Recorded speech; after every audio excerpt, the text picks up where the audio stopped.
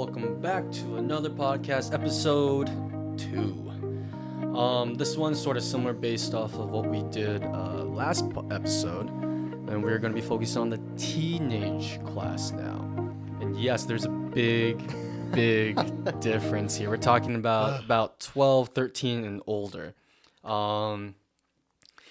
Yeah, I think parents that are listening to this understand that teenagers can be difficult.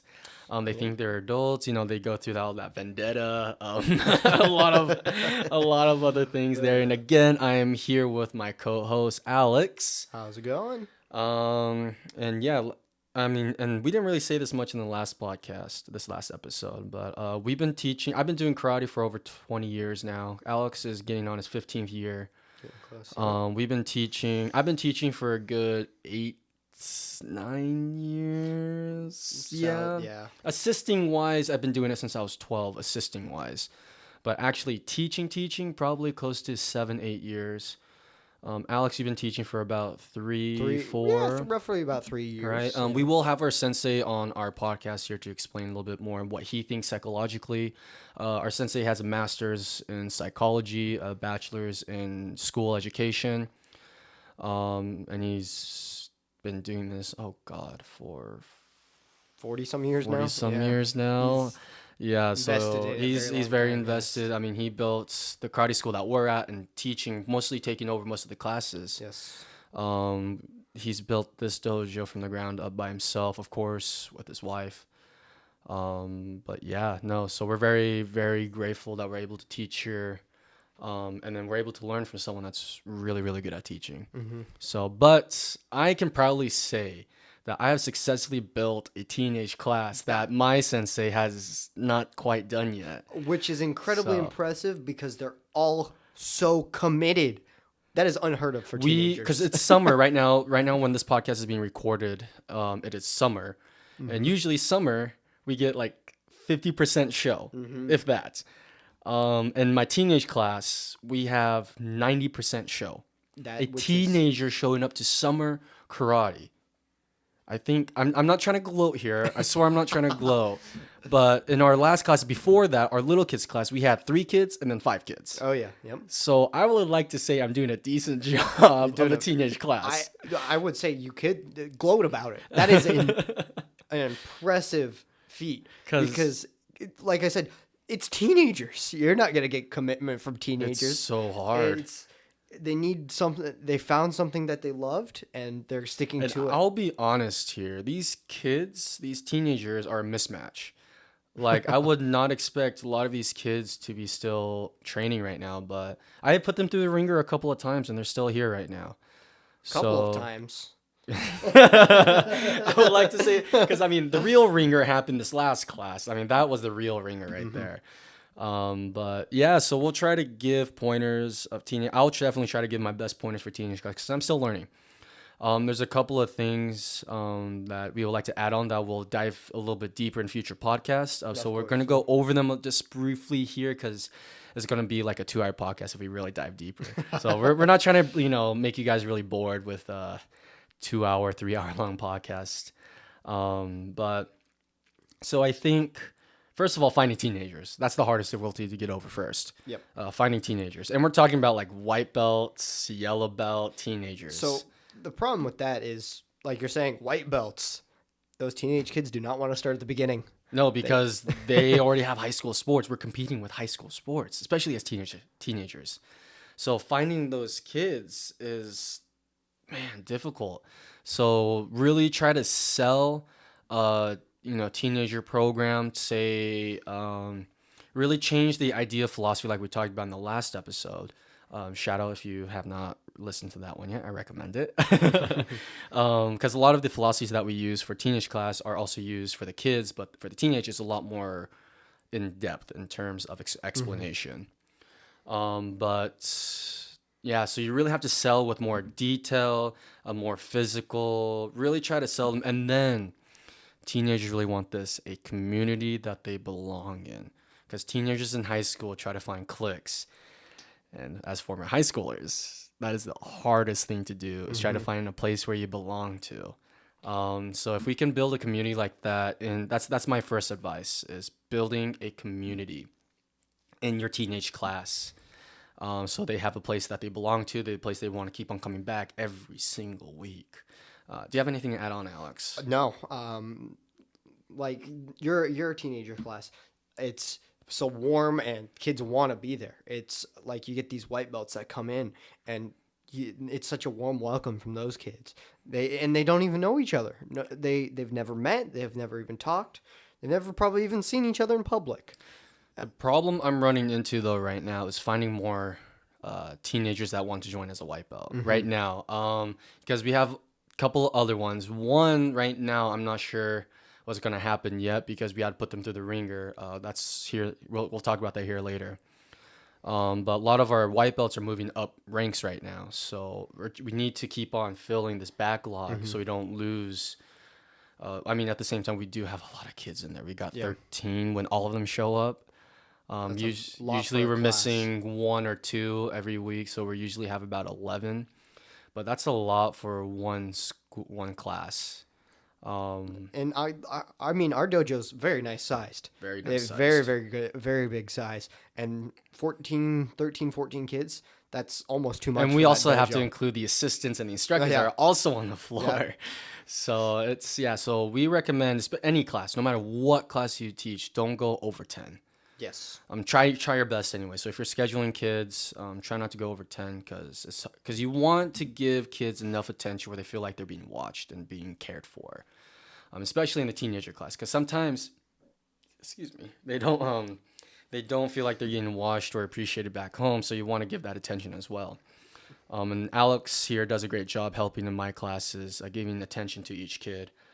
But I mean, what do you feel when you're watching this class? Like, especially how it is right now. What do you feel?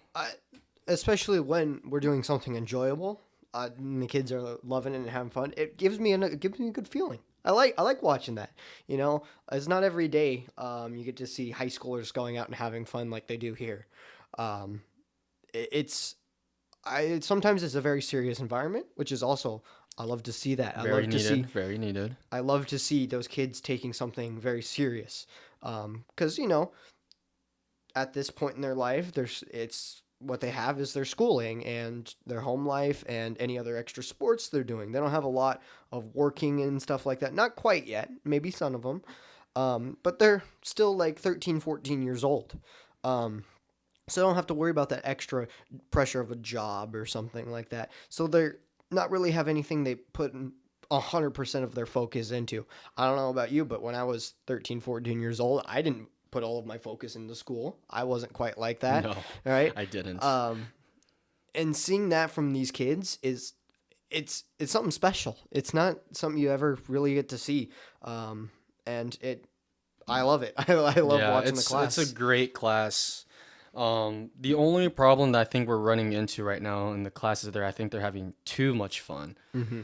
And of course, in the martial arts school, especially in the karate school, there's a certain degree of respect that's needed in class, and I think we sort of lost that touch here recently because kids, teenagers, especially teenagers, they feel like they can rule the world or something like that. So we lost that touch there for a little bit, but I think.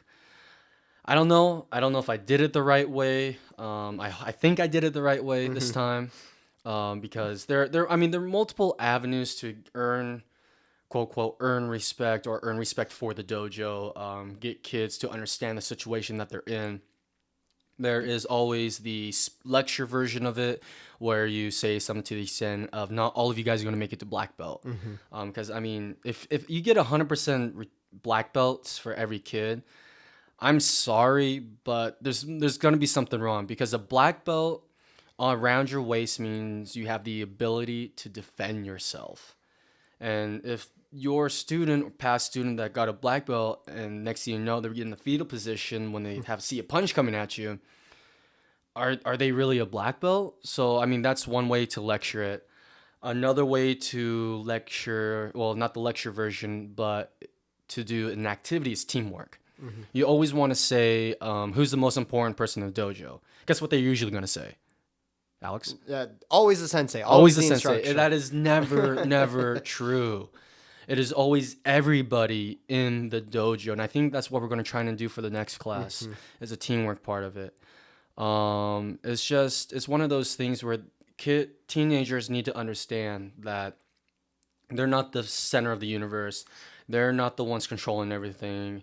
Of course, I'm not saying my kids in that class are doing that. I'm not saying that at all. But you have to take in every ounce of precaution you can and understand and watch every single one, no matter how tired you are.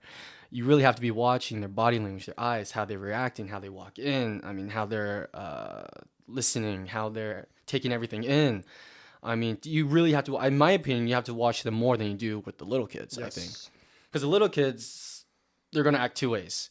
Having fun, not having fun, I think. In some cases, I mean, that's not always true, but that's a very generalized term. But I think that's the case for little kids. Because they're still developing in the brain. They're still developing as a person. I mean, don't get me wrong, teenagers are too. But of course, I think, I mean, what steps would you take, I mean, in order to get more teenagers in a karate school? Because teenagers, that's such a hard group. You can't. It's not like you put a sign up in public and people are gonna come. You can't do that. At our dojo, we have a thing called the demo team. They go out in public and they perform skits and demos and things like that. Yeah, and just the only problem is with the demo team, make sure it's a demo team that can perform well. That's the problem that we're sort of running into at the moment. Don't get me wrong, the kids are really good. They're putting the effort in right now. But in order to they're definitely a lot. Everybody's under 12 right now, so that's definitely the hard part. But when you have a demo team, you really want to have a great performance that makes people go wow. Again, I mean, we say the same thing in our last episode too, making kids go wow. That makes them join. The problem with teenager is you have to do something so radical, so cool that they makes them want to come in. Second thing. So, I mean, I'm sort of interrupting you at the time. No, go ahead. But Keep going. Of course, yeah. But the second part is word of mouth. Yes. That is literally the biggest thing, especially when you have multiple teenagers in the same class. They go out and spread it. I'm only going to briefly go over this because this is a whole story in itself, a whole episode that we could possibly do. We call this Bring a Buddy Night or Bring a Friend Month. Oh, my goodness. Yep. You can tell by the name, but I'm not going to go into detail with this because this is the next 30 minutes right here. Think about that term. We'll go into this maybe in the next one. Send a message if you want to hear us. Tweet something to us if you want to hear this one. It's our Twitter handle is at WMAK podcast. It's changed a little bit. It changed a little bit. Sorry about that. We'll post it somewhere. I'll throw it into whatever. Anyways, we'll get it figured out. We'll get it figured out. Yeah. But WMAK podcast. Tweet us what you want to understand more. Things like that. So that's then. But yeah, teenagers. It's a whole different beast. I mean, what else do you have to say about trying to get teenagers, teaching teenagers? What else do you have to say, Alex? Teaching teenagers, it's quite possibly, it's a lot easier than the little kids, but at the same time, it's a whole different set of tools you have to have. And if you don't have those tools developed, if you don't know what you're doing, it can be even more difficult than teaching little kids. It can be quite possibly impossible for you because you don't know what you're doing. Exactly, because the games you play with the drills, the games you do with the little kids, you have to actually make it even more difficult to an extent where the teenage group is actually getting something out of it. Yes. And then if you want us, listen to all this advice that we gave about teaching kids, they do apply to all the other classes. Check the previous episode. It's towards the end of the podcast, but I recommend listening to the whole thing. But anything else? No, I think, like I said, teaching older kids, if you don't know how to do it, it's nearly impossible. Very, very true. And then don't be scared to experiment. Yes. It is okay to have a failed class once in a while, but you really have to own up to it. If the class just doesn't work, if you're not teaching correct, because I remember we have a program called the Tiny Tigers, which is the 4-year-olds, a class that I am very uncomfortable teaching right now. And then I just can't teach 4-year-olds right now. I can't keep up the energy. My body won't let me right now. But Tiny Tigers. What was I saying again? I lost my train of thought. Shoot, I just totally lost my train of thought. Teaching Tiny Tigers, it's just incredibly uncomfortable and difficult. You have to keep up the energy the entire time. Right, but what's the thing I said before that? I totally forgot what I said. Oh my gosh, I lost my train of thought. Oh shoot. But yeah, we have a program called the Tiny Tigers. They're the 4-year-olds. They're that. But that same idea, the same philosophy you have with the core students, your young kids, they do all apply to the older kids. But you really have to. Oh, that's what I was gonna say. The Tiny Tiger kids is what I mentioned before. That's what I was trying to say, is that back then when our sensei was trying to get 4 or 5-year-olds, he actually failed with the Tiny Tiger class. I was one of the first Tiny Tigers, and it didn't last very long. No, afterward. because teaching is very difficult. So don't be scared to experiment. But when you do that, don't pull that class back out in 2 months. Wait 6 months to a year before you pull that class back out, because that failed stigma is going to stay there if you pull it out 2 months later. So if you're trying to experiment with a class, do maybe as a 1 month class, or if it does fail, own up to it and then just sort of back off away from that. Hold the idea still in your vault, in your chest, but don't bring it back out for 6 months to a year so that stigma can sort of fade away. Man. I mean, teenagers. It's a rough group. I mean, don't get me wrong. It is so fun to teach them. It can be one of your best groups, though, too. Yeah. And then when you're speaking to teenagers, you have to speak to them like you're speaking to adults. And then the biggest thing I always have to say and remind them is, I'm not here to force you to do anything. You can't force kids to do anything. We said this in the last episode as well. But you can't force kids. What you can tell them, right, is that you're here to guide them. I am here to help you take a path that's much easier. Well, parentheses, easier. It's not always going to be easy, but easier, right? Or you can go on your own and take the thorny path that hurts a lot. So, I mean, you really have to talk to them like they're adults, but you also have to be that instructor, that presence that is there, that is helped to guide them, because teenagers can, in a sense, not fully, but think on their own. But to the next topic, man, excuse me, water. Okay. Buddy. Being buddy. We talked about this in the last episode about being buddy with the kids, and you have to have that with the 6 to 9-year-olds. You have to be buddy with them. But of course, there's always that fine line. But that's how you get the kids to stay for the 7 to 9-year-olds. The teenager classes, on the other hand, you have to draw a hard line. You have to draw that hard line saying, I am not your friend. Any young instructor out there that is learning to teach with, kids your same age, that's where it gets even harder. But you have to draw that fine line saying, in the dojo, here in the dojo or in your karate school, you have to draw the fine line saying, I am not your friend. I'm here as an instructor. I'm here as your sensei. I am here as someone that teaches you, that guides you. I'm not your friend to hold your hand. I'm not your friend here to make jokes with. Outside the dojo, sure, that's okay. But keep calling me sensei as a pharmacist. Of course, no one's gonna just call you sensei. New kids are never gonna call you sensei. They don't feel comfortable. You have to teach that. But you always have to tell them that I'm here to guide you. Okay, now we're at this part one last time. 3 pieces of advice from each of us going back and forth. Now for teenage class. Well, I want to go back to something you talked about. Awesome. We got time. Putting the class through the ringer. Oh yeah, we didn't talk about that. You're right. We didn't talk about that. Because the ringer is an important part. I don't know if we should call it that the entire time. Maybe we need to call a name for it. But making them go through difficult situations, I think, is a better way to put it. Yes. Like John was saying, if kids are being buddy with you, I know last class you were practicing for a tournament.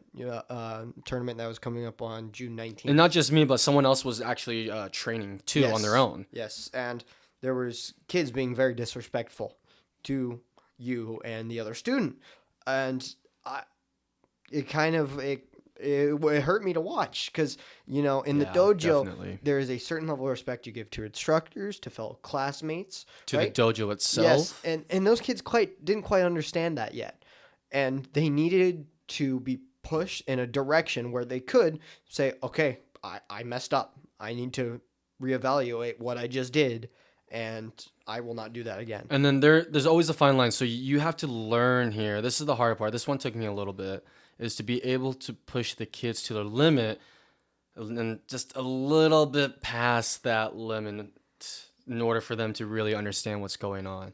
But yeah, putting them, it's not necessarily discipline is what you're doing or punishment. It's none of those things. You're trying to make them understand with hard work and sweat, because it's karate. It is not, I'm not trying to throw any sports under the bus, but karate is very different, in my opinion, from other sports. And then because the coach can be really buddy with you, Yeah, of and course. then but there's necessary respect. But karate is a very, very different hierarchy system going on here. It's more similar to a public school system than it is. I don't like that. I don't like that. Okay. Don't no. Remember, karate is not. No. I'm not gonna accept that term. Okay.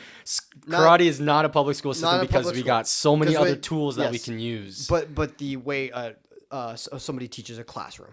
Okay. Not, Is that not, certain? not Okay, a that system. certain level. Yes. Okay, I see where you're going with that one. Okay. Absolutely, we have so much better. We have so much better tools. We have a curriculum that everybody understands. We're gonna go into detail with this more, but the reason I say it's not a public school system is because we can adapt and conform to what each student needs. That's the beauty of karate, in my opinion, especially if you have the tools when you teach, is you can conform your teaching style to each student and how they learn. It is their own pace. They can take as long as they want. They can take as long as they want to achieve their black belt, achieve what goal they want. You do not need to put them on the fast track. No. I hate to say this, but public schools it's not a one fit one all. No. It is, you have to teach this way, and then each kid, whether it's easy, difficult, normal, they have to follow that path, and it really sucks for public schools. Yes. Like you said, public school system completely wrong. But like the classroom, like when you go up to your teacher, it's Mr., Mrs., Miss to your teacher. Yes. That's the same thing at a dojo. The instructor is sensei, right? It's very similar to that classroom type of learning. And that is very important for those kids to learn. It is. And then no kid is going to know that when they walk in. So you have to teach it. Yeah, but there's the slow way of doing it, and then there's the disciplined way of doing it. And slow way is, in my opinion, better. You don't scare anybody. You are able to adapt with each one. You keep on reminding them. But sometimes you have to give them that difficult situation where they understand. So, I mean, we should probably, you know what? If you guys have like a name that's not called putting them through the ringer, tweet us Please, at WMAK podcast on Twitter. Tweet us if you have a better name for that, because I definitely don't like it either. Okay, we're getting really close to the end. We got to wrap it up. So 3 points. Again, with advice for teenage kids, teenage program, the teenage class. Would you like to go first? Yeah, I can go Okay, first. let's go. Understand the age you're teaching.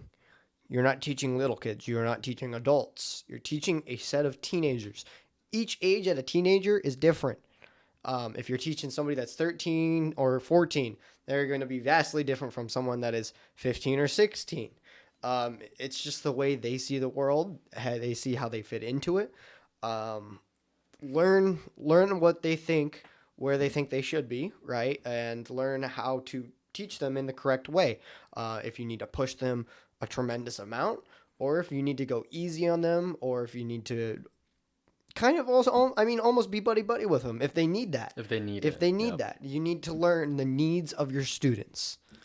My advice: if they want to be treated like adults, treat them like adults. And then they will understand what it's like to be treated as adults. I know I'm sort of being the bad cop right now because it's that mentality from last class of what happened. But understand that portion. If they want to be treated like adults, treat them like adults, and they'll understand. I mean, as an instructor, you're there to guide them, understand how to become a better person outside. Next set of advice: earn their respect every single class. These kids are not going to come into the dojo, look at you, and say, "Oh, I respect that guy." They're teenagers. They're going to come in and say, "Why am I here? I don't care who you are. I don't want to be here." Some kids say that. Some kids are like, "Oh, I want to be here, blah, blah, blah, this, that." Kids. You know, like I said earlier, understand who you're teaching. But knowing... I just lost my train of thought. No. But I think, we got the point. If it comes back to you, let me know. Yeah. My second point is build a community within that class. Make sure, we talked about this earlier in the episode, but make sure they are wanting to come back and make friends, making friends, building a community. And it sort of helps. I mean, I've tried this to make parents build a community. We're out with the parents at that school and within the class. It doesn't quite work yet. I'm still trying there. But build a community in the dojo. Last piece of advice. We've more recently started doing this, but have another activity for them. Another class where they can go to, where they can meet other people outside of their class, where some of their other classmates are there so they can talk with them. They have friends, but you want them to expand from their group, from their friends, from their comfort zone. We recently started this with our teen fitness class, and I think that's done a fantastic job. I think we had, everybody but one person, 2 people? That was good. Okay, my last piece of advice is learn to push them a little bit past their limit. Because they are already teenagers right now, so they don't have that luxury of taking, from 7 years old all the way up to 13 to be able to be pushed that much. When you're testing them for rank, whether it's in class or a separate time, learn to push your teenagers just that much further. So they know, it's not to punish them, but it's for them to know that, wow, I can actually do more than I thought. It's not the fact of punishment, like I said before, but helping your teenager to understand that they can actually do more than what they're thinking. Because mentally, they're probably blocking themselves mentally. So pushing themselves makes them understand, wow, I can do so much more. Physically capable of that. Yeah, exactly. You know? Whether it's physically, whether it's mentally, it's a really awesome thing to see. I think that wraps it up. Any final words? No.